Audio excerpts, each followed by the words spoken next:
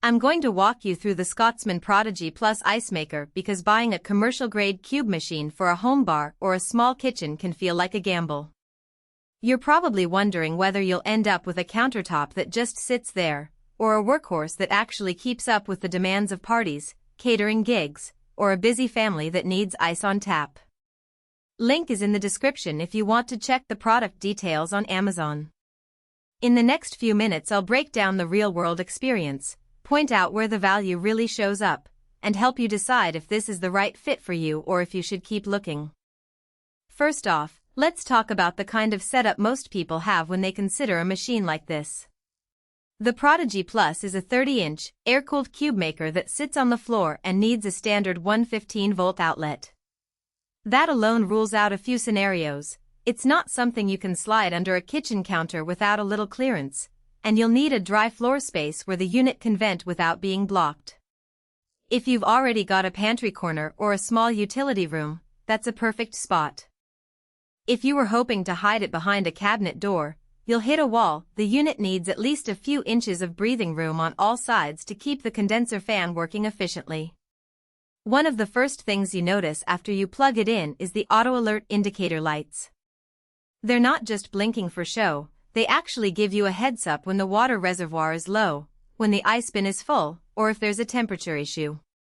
In my test kitchen, I set the machine to run continuously while I prepared a spread for a backyard gathering.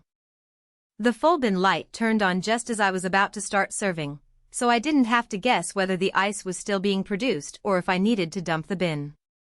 That kind of real-time feedback saves you from the awkward moment of opening the bin only to find it already empty. Scotsman also touts its WaterSense feature, which is basically a built-in water level sensor that shuts the machine off if the reservoir runs dry. This is a subtle but important safety net. A few weeks ago I was juggling a brunch prep and completely forgot to refill the water tank. The machine automatically paused production and lit the low water warning, preventing it from trying to make ice without water and potentially damaging the internal pump. That automatic pause is a small innovation that protects both the equipment and your peace of mind. Now, let's get to the core question: can it actually keep up with the demand for a lot of ice?